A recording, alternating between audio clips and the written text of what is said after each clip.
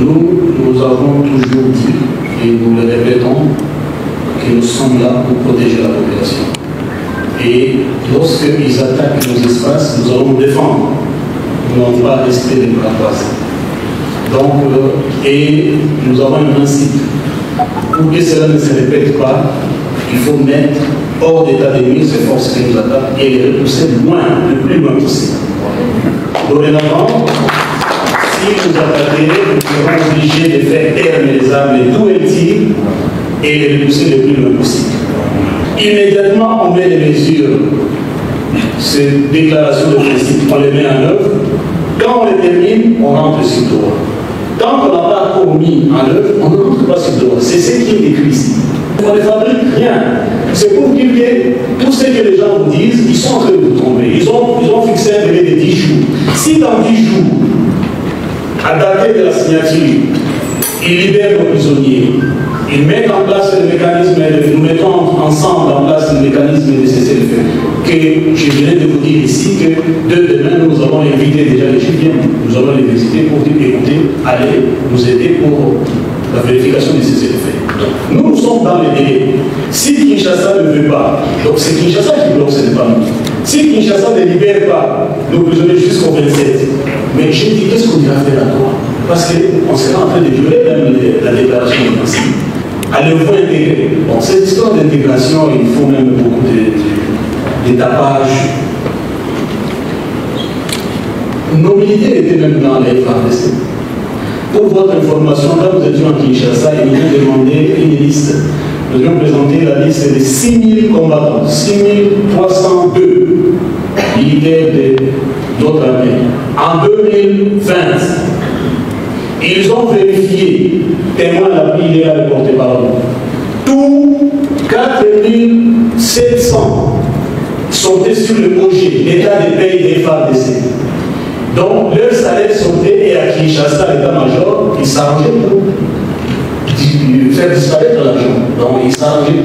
Raison pour laquelle ils nous ont dit rentrez chez vous, nous allons venir récupérer là-bas pour mettre en œuvre les accords qu'on a signés. Encore, il y a d'autres accords qu'on a signés à Kinshasa, on n'aime pas mettre ça à la portée de tout le monde. Parce que si on le mettait à la portée de tout le monde, même ceux qui sont là à Kinshasa, qui se tapent la patrie, vous allez perdre tout crédit vis-à-vis d'eux.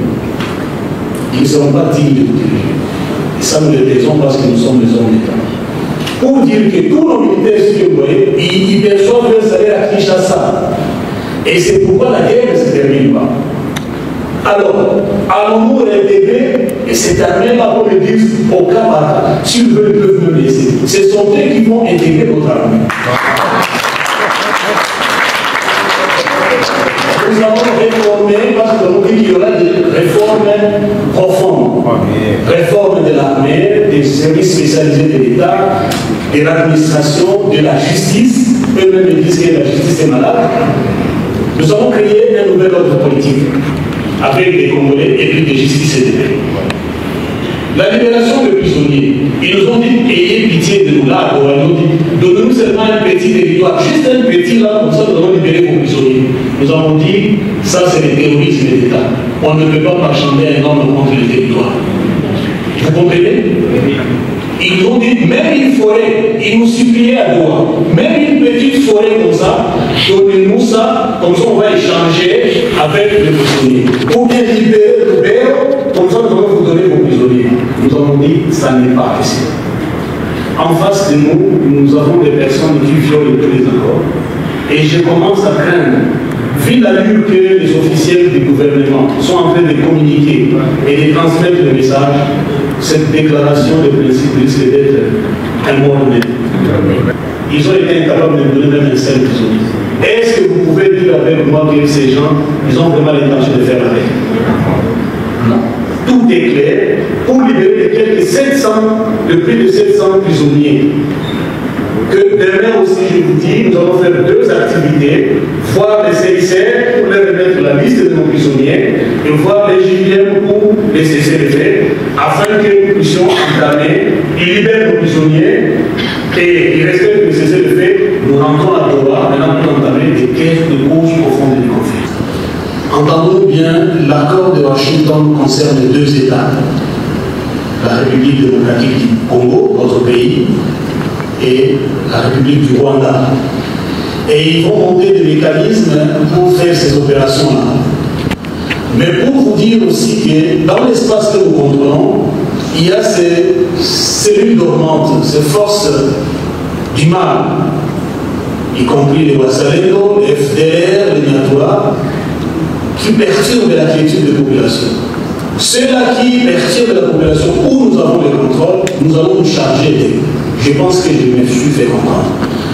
Parce que pour nous, la solution et la sécurité pour notre population, ça repose sur notre responsabilité. Là où nous sommes en train d'assumer des responsabilités régaliennes, c'est-à-dire que la santé, l'éducation, la sécurité, la paix, le bien-être des populations, dans les espaces que nous contrôlons, est de notre responsabilité.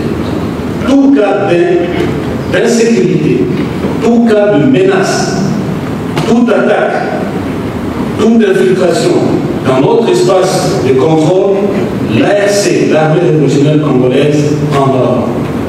Dans le point de restauration de l'autorité de l'État, je vous ai dit ici, nous devions ajouter à cela et les réformes. Donc, dans la restauration de l'État, on veut que l'État, avec la forme qui doit venir, puisse arriver réellement à répondre aux besoins des populations. Et le fédéralisme est l'une des formes de l'État qui rapproche les gouvernements des gouvernés afin de répondre aux besoins le plus criants, le plus proches. Aujourd'hui, il y a une forte centralisation du pouvoir à Kinshasa. Toutes les provinces produisent, mais ce sont de grands paresseux qui sont à Kinshasa, qui s'accaparent de ces biens et jouissent. René l'a bien dit ici en anglais. Ils ne travaillent pas, les autres travaillent, produisent et à Kinshasa ne font que consommer.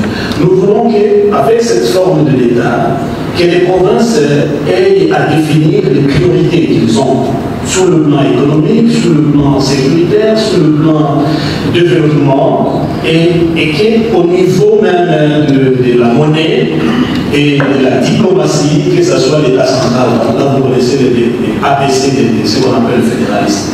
Donc c'est une question qu'on doit faire, non pas parce que nous sommes dans une partie où nous contrôlons non plus le Sud-Kivu, mais pour tous les Congos. Lorsque nous allons amener la restauration de l'État du Congo, de l'État, sur tous les territoires nationaux, ce sont des préalables. Et ça va toucher la Constitution, bien entendu.